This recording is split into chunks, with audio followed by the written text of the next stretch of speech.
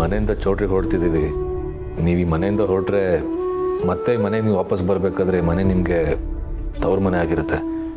ಅದಕ್ಕೆ ನೀವು ಮನೆಯಿಂದ ಹೊರಡುವಾಗ ನಗ್ನಗ್ತಾ ಹೊರಡಬೇಕು. ಮನಸ್ಸಲ್ಲಿ ಯಾವ ಭಯನೂ ಇಟ್ಕೊಳ್ದೆ ಮದುವೆ ಬಗ್ಗೆ ಜೀವನದ ಬಗ್ಗೆ ಮಾತ್ರ ಯೋಚನೆ ಮಾಡಿ. ಸಂತೋಷವಾಗಿರಿ. ಬರೀ ಇವತ್ತು ಮಾತ್ರ ಅಲ್ಲ, ನೀವು ಜೀವನ ಪೂರ್ತಿ ಸಂತೋಷವಾಗಿರಬೇಕು. ಜಾಸ್ತಿ ಏನು ಯೋಚನೆ ಮಾಡೋಕ್ಕೆ ಹೋಗ್ಬೇಡಿ. ಏನೇ ಬಂದರೂ ನಾನು ನೋಡ್ಕೋತೀನಿ. ಬನ್ನಿ. ಅಣ್ಣ,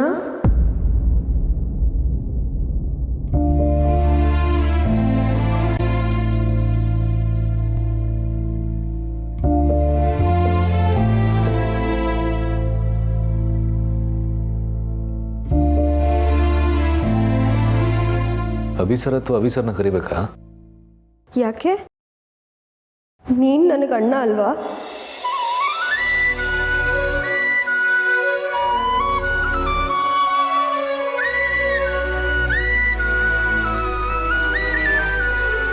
ಏನು ಹೇಳ್ತಾ ಇದ್ದೀರಾ ನೀವು? ಐ ಆಮ್ ರಿಯಲಿ ಸಾರಿ ಅಣ್ಣ.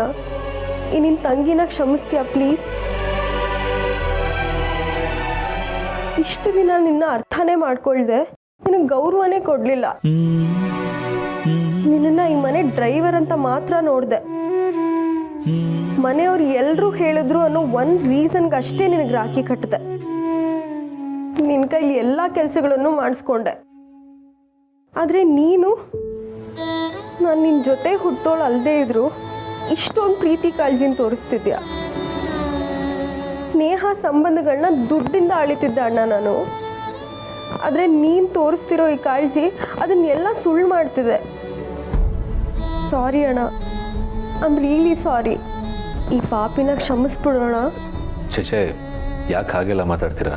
ನಿಮ್ಮ ಬಾಯಿಂದ ಅಣ್ಣ ಅಂತ ಕರೆಸ್ಕೊಳ್ಳೋಕ್ಕೆ ಎಷ್ಟು ಖುಷಿಯಾಗೋದು ಗೊತ್ತಾ ಮೇಡಮ್? ಇವಾಗಲೂ ಮೇಡಮ್ ಅಂತಾನೆ ಕರಿಬೇಕಾ? ನನ್ನನ್ನು ತಂಗಿ ಅಂತ ಒಪ್ಕೊಳಕ್ಕಾಗ್ತಿಲ್ವಾ? ಅಮ್ಮ ಈ ಮನೆಗೆ ಬಂದಾಗಲೇ ನೀವು ನನಗೆ ತಂಗಿ ಆಗೋದ್ರಿ. ತಂಗಿನ ಕಾಪಾಡ್ಕೋಬೇಕಾಗಿರೋದು ಅಣ್ಣನ ಕರ್ತವ್ಯ. ಆ ಕರ್ತವ್ಯನ ನಾನು ಮಾಡ್ತಿದ್ದೀನಿ. ಆದರೂ ನಾನು ಈ ಮನೆಗೆ ಡ್ರೈವರ್ ಆಗಿರೋಕ್ಕೆ ಇಷ್ಟಪಡ್ತೀನಿ. ನನಗೆ ಅದರಲ್ಲೇ ಖುಷಿ ಇದೆ. ನಿನ್ನ ಸ್ವಾಭಿಮಾನಕ್ಕೆ ನಾನು ಅಡ್ಡ ಬರಲ್ಲ ಅಣ್ಣ. ಆದರೆ ಮನಸ್ಫೂರ್ತಿಯಾಗಿ ಕೇಳ್ತಾ ಇದ್ದೀನಿ, ನನ್ನನ್ನು ಕ್ಷಮಿಸ್ಬಿಡು ಅಣ್ಣ.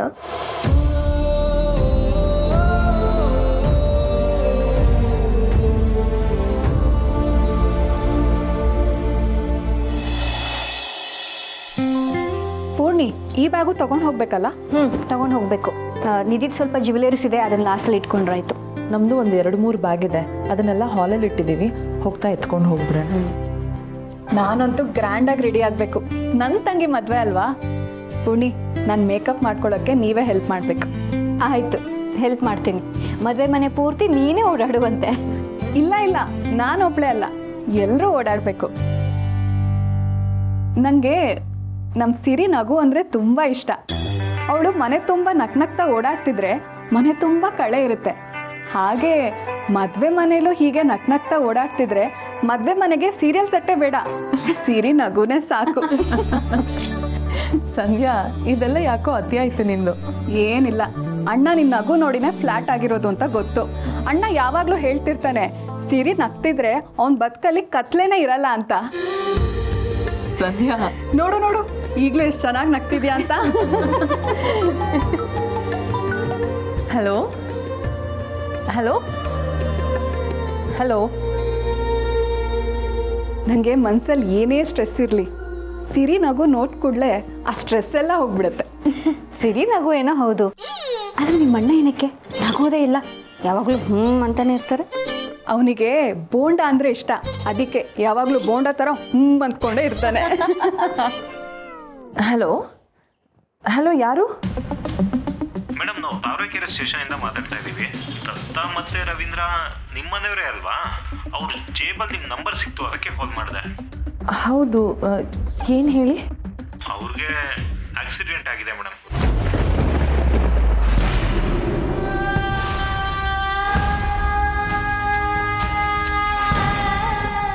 ಏನು ಹೇಳ್ತಾ ಇದ್ದೀರಾ? ದತ್ತ ಅಂದರೆ ನಮ್ಮ ತಾತ, ರವೀಂದ್ರ ಅಂದರೆ ನಮ್ಮಪ್ಪ. ಏನಾಗಿದೆ ಅವ್ರಿಗೆ? ಮೇಡಮ್, ಅವ್ರಿಗೆ ಆಕ್ಸಿಡೆಂಟ್ ಆಗಿದೆ. ಸ್ಟೇಷನಲ್ಲಿ ಕಂಪ್ಲೇಂಟ್ ರಿಜಿಸ್ಟರ್ ಆಗಿದೆ. ಅವ್ರನ್ನ ತಾವರೆಕೆರೆಯಲ್ಲಿರೋ RC ಹಾಸ್ಪಿಟಲಲ್ಲಿ ಅಡ್ಮಿಟ್ ಮಾಡಿದ್ದೀವಿ. ನೀವು ಈಗಲೇ ಅಲ್ಲಿಗೆ ಬಂದ್ಬಿಡಿ ಮೇಡಮ್.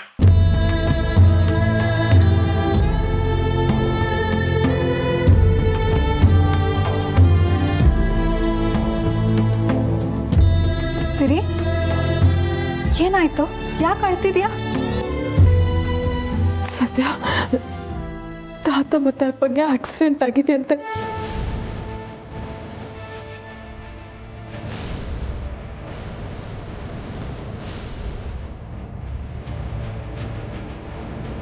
ಹಾಸ್ಪಿಟಲ್ನಲ್ಲಿ ಇದ್ದಾರೆ ಅಂತ ಪೊಲೀಸವ್ರು ಫೋನ್ ಮಾಡಿ ಹೇಳಿದ್ರು.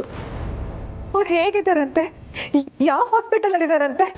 ಹೇಗಿದ್ದಾರೆ ಅಂತ ಗೊತ್ತಿಲ್ಲ ಸಂಧ್ಯಾ. ಹಾಸ್ಪಿಟಲ್ಗೆ ಹೋದ್ರೆ ನೋಡ್ಬೋದು. ನಾನು ಈಗಲೇ ಹೊರಡ್ತೀನಿ. ಸಿರಿ, ಈ ವಿಷಯ ಸದ್ಯಕ್ಕೆ ನಮ್ಮಿಬ್ರ ಮಧ್ಯನೇ ಇರಲಿ. ನಾಳೆನೇ ನಿಧಿ ಮದುವೆ ಇದೆ. ಈ ವಿಷಯ ಎಲ್ರಿಗೂ ಗೊತ್ತಾದರೆ ಟೆನ್ಷನ್ ಆಗ್ತಾರೆ. ಮದುವೆ ಕೆಲಸಗಳಿಗೆ ತೊಂದರೆ ಆಗ್ಬೋದು. ನಡಿ, ನಾನು ನಿನ್ನ ಜೊತೆ ಬರ್ತೀನಿ. ಹಾಸ್ಪಿಟಲ್ಗೆ ಈಗಲೇ ಹೋಗೋಣ.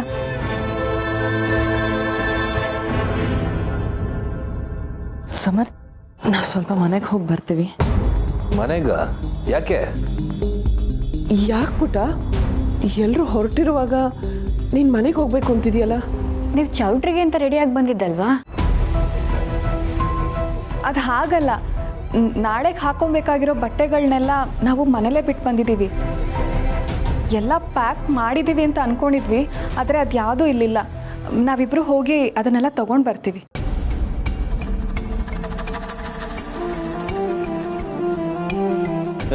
ಏನಮ್ಮ ಇದು, ಮದುವೆಗೆ ಬೇಕಾಗಿರೋ ಡ್ರೆಸ್ ಬಿಟ್ಟು ಇನ್ನೆಲ್ಲ ಪ್ಯಾಕ್ ಮಾಡ್ಕೊಂಡು ಬಂದಿದ್ದೀರಾ? ಸರಿ, ಬೇಗ ಹೊರಡಿ. ಅದನ್ನೆಲ್ಲ ತಗೊಂಡು ಸೀದಾ ಚೌಟ್ರಿಗೆ ಬಂದ್ಬಿಡಿ. ಆಯಿತು, ಹಾಗೆ ಮಾಡ್ತೀವಿ.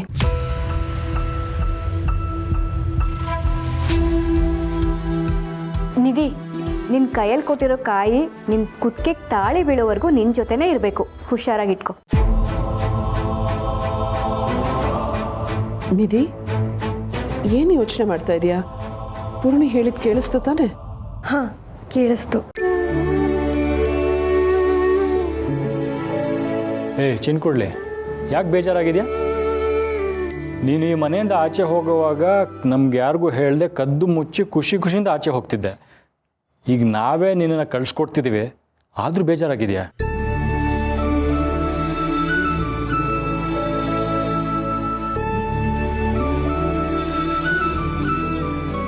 ಏನಾಯ್ತೆ ನಿಂಗೆ? ನೀನು ಈ ರೀತಿಯೆಲ್ಲ ಇರೋದಾದರೆ ಮದುವೆ ಡೇಟ್ನ 1-2 ವರ್ಷ ಮುಂದಕ್ಕೆ ಹಾಕ್ಕೊಳ್ಳೋಣ. ನೀನು ಹೂವನ್ನು ಪೋಸ್ಟ್ಪೋನ್ ಮಾಡ್ಬೋಣ. ಅಭಿ, ಏನು ಅಂತ ಮಾತಾಡ್ತಾ ಇದೀಯಾ? ಮತ್ತಿನ್ನೇನು, ಇವಳು ಇಷ್ಟು ಬೇಜಾರಾಗಿರೋದು ನನ್ನ ಕೈಲಂತೂ ನೋಡೋಕ್ಕಾಗ್ತಿಲ್ಲ. ಇಲ್ಲ ಬ್ರೋ, ನಾನು ನಗ್ನಗ್ತಾನೆ ಹೋಗ್ತೀನಿ.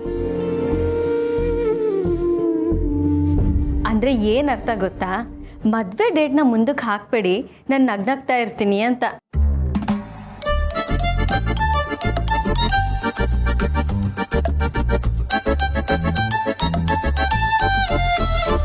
ಮಾಧವ್ ಅವರೇ,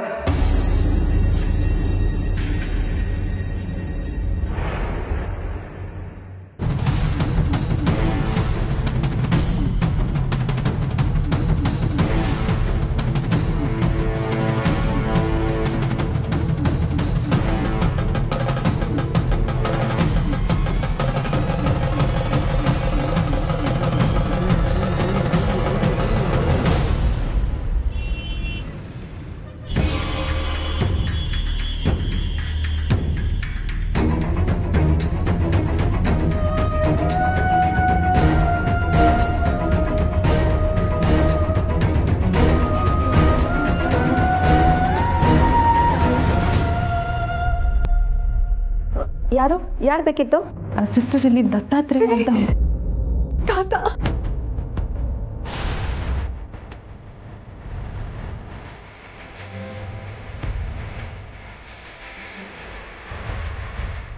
ಸಿಸ್ಟರ್, ಇವ್ರು ನಮ್ಮ ತಾತ.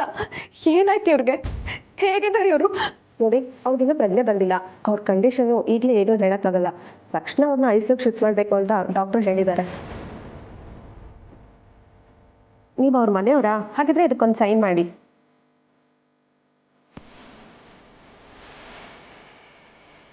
ಸಿಸ್ಟರ್, ಇವ್ರ ಜೊತೆ ರವೀಂದ್ರ ಅಂತ ಇನ್ನೊಬ್ರಿದ್ರು. ಅವ್ರು ನಿಮ್ಗೆ ಏನಾಗಬೇಕು? ಅವ್ರು ನನ್ನ ತಂದೆ. ಅವ್ರು ಎಲ್ಲಿದ್ದಾರೆ ಈಗ, ಹೇಗಿದ್ದಾರೆ? ಅವ್ರನ್ನ ನೋಡ್ಬೋದಾ? ಅವ್ರ ಜೊತೆ ಮಾತಾಡ್ಬೋದಾ? ಮನ್ಸು ಸ್ವಲ್ಪ ಗಟ್ಟಿ ಮಾಡ್ಕೊಳ್ಳಿ.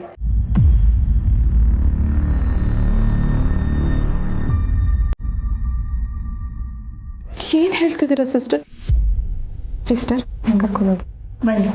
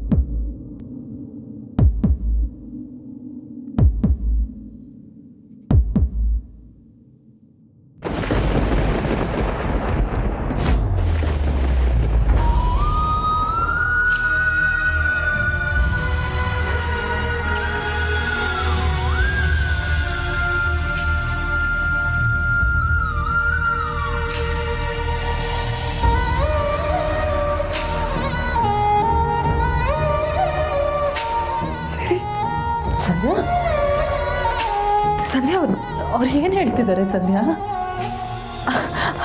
ಅದು ನಮ್ಮ ಅಪ್ಪ ಅಲ್ಲ, ಅವ್ರು ಏನೇನೋ ಹೇಳ್ತಾ ಇದ್ದಾರೆ ಸಂಧ್ಯಾ. ಅದು ನಮ್ಮ ಅಪ್ಪ ಆಗಿರೋದಕ್ಕೆ ಸಾಧ್ಯನೇ ಇಲ್ಲ ಸಂಧ್ಯಾ, ಸಾಧ್ಯನೇ ಇಲ್ಲ. ನಮ್ಮಪ್ಪ ಅಲ್ಲ.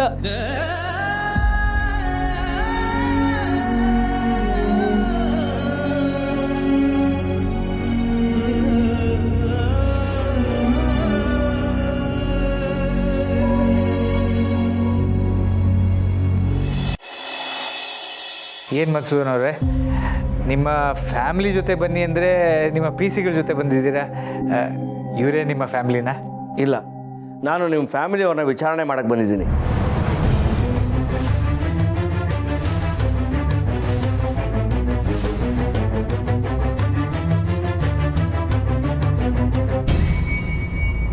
ನಮ್ಮ ಫ್ಯಾಮಿಲಿಯವ್ರನ್ನ ವಿಚಾರಣೆ ಮಾಡೋದಕ್ಕ?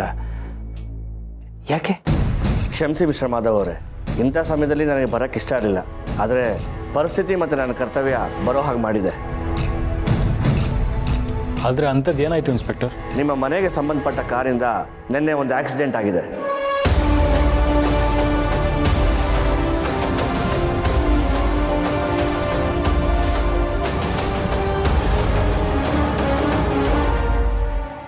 ಆಕ್ಸಿಡೆಂಟಲ್ಲಿ ಸ್ಪಾಟಲ್ಲೇ ಒಬ್ಬ ವ್ಯಕ್ತಿ ಜೀವ ಕಳ್ಕೊಂಡಿದ್ದಾರೆ.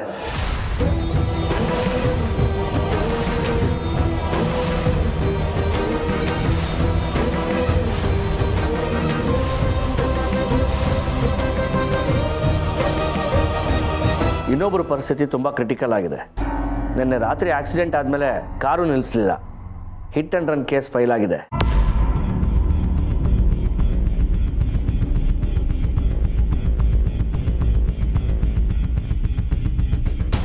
ಏನು ಹೇಳ್ತಾ ಇದ್ದಾರೆ ಇನ್ಸ್ಪೆಕ್ಟರ್? ನಮ್ಮ ಕಾರಿಂದ ಆಕ್ಸಿಡೆಂಟ್ ಆಗಿದೆಯಾ? ಸಾಧ್ಯನೇ ಇಲ್ಲ. ನಾವು ಎಲ್ಲರೂ ಮದುವೆ ಕೆಲಸದಲ್ಲಿ ಬ್ಯುಸಿ ಇದ್ದೀವಿ. ನಿನ್ನೆ ರಾತ್ರಿ ಮನೆಯಿಂದ ಆಚೆ ಯಾರೂ ಹೋಗೇ ಇಲ್ಲ. ಹೌದು ಇನ್ಸ್ಪೆಕ್ಟರ್, ನೀವು ಕನ್ಫ್ಯೂಸ್ ಮಾಡ್ಕೊಂಡಿದ್ದೀರಾ ಅನ್ಸುತ್ತೆ. ಇಲ್ಲ, ಕನ್ಫರ್ಮ್ ಮಾಡ್ಕೊಂಡ ಮೇಲೆ ನಾನು ಇಲ್ಲಿಗೆ ಬಂದಿರೋದು. KA 51 MA 1188 ಈ ಕಾರು ನಿಮ್ಮದೇ ತಾನೇ?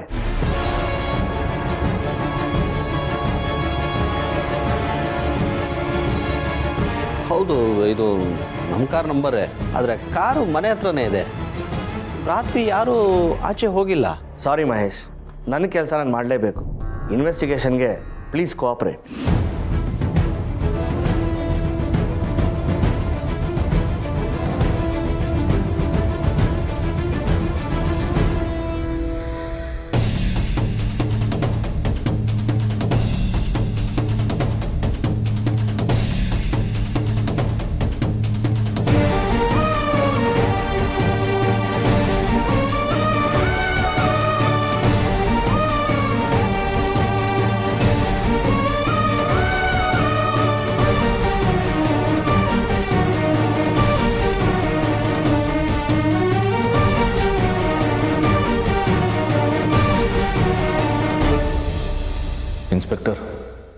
ಆಕ್ಸಿಡೆಂಟ್ ಮಾಡಿದ್ದು ನಾನೇ.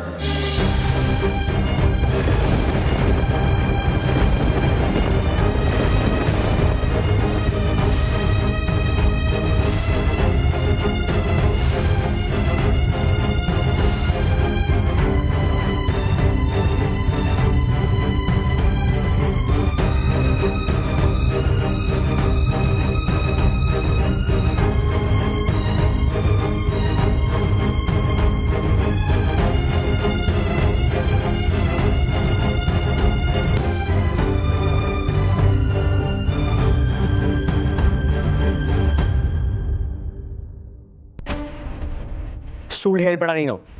ನಿನ್ನೆ ರಾತ್ರಿ ನೀನು ಇಲ್ಲೇ ಇದ್ದೆ, ಹೇಗೆ ಆಕ್ಸಿಡೆಂಟ್ ಮಾಡ್ತೀಯಾ? ಇಲ್ಲ ಸರ್, ನೀವೆಲ್ಲ ಮಲಗಿದ ಮೇಲೆ ನಂಗೆ ಸ್ವಲ್ಪ ಕೆಲಸ ಇದೆ ಅಂತ ಕಾರ್ ತಗೊಂಡು ಆಚೆ ಹೋಗಿದ್ದೆ. ಸುಳ್ಳು ಪಾಪು, ಯಾಕೋ ಹೀಗೆ ಹೇಳ್ತಾ ಇದೀಯಾ? ಏನಾಯ್ತು?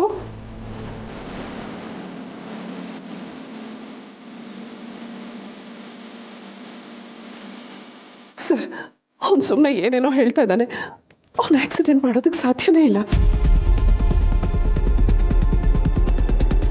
ಹಾಗೂ ಒಂದು ವೇಳೆ ಅವನು ಆಕ್ಸಿಡೆಂಟ್ ಮಾಡಿದ್ದಿದ್ರೆ ಅವನು ಅಲ್ಲೇ ಇಳಿದು ಅವ್ರಿಗೇನಾಗಿದೆ ಅಂತ ನೋಡಿ ಅವ್ರ ಜೊತೆನೇ ಇರ್ತಾ ಇದ್ದ.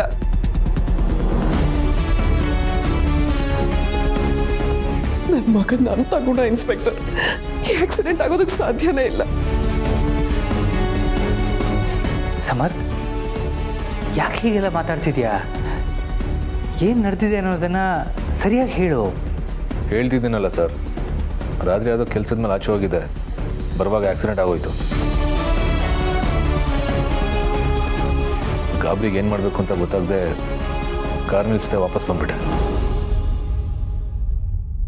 ಇವ್ರು ಹೇಳ್ತಾ ಇರೋದೆಲ್ಲ ಸರಿಯಾಗೇ ಇದೆ. ಸಾರಿ ಮಹೇಶ್, ನಾನು ಇವ್ರನ್ನ ಅರೆಸ್ಟ್ ಮಾಡಬೇಕಾಗತ್ತೆ.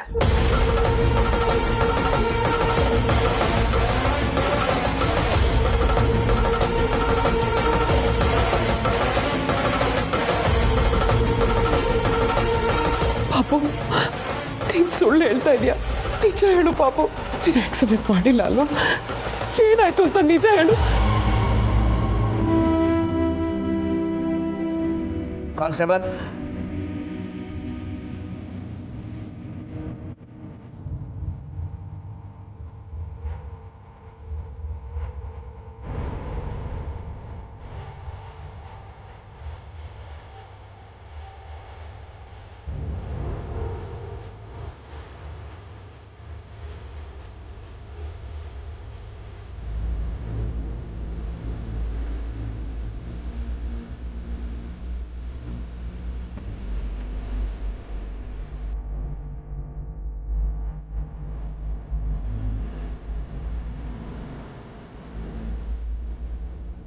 ಅವನು ನಿಜ ಹೇಳು.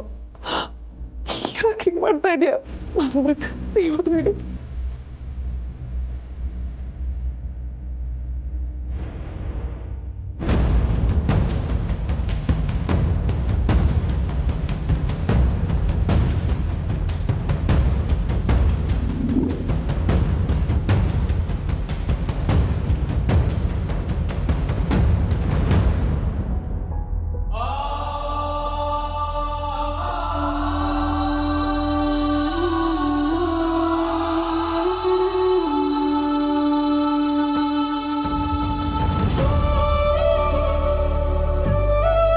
ಅಮ್ಮ ಅಮ್ಮ ಅಮ್ಮ ಅಮ್ಮ ಸಮಾಧಾನ ಮಾಡ್ಕೊಳ್ಳಿ.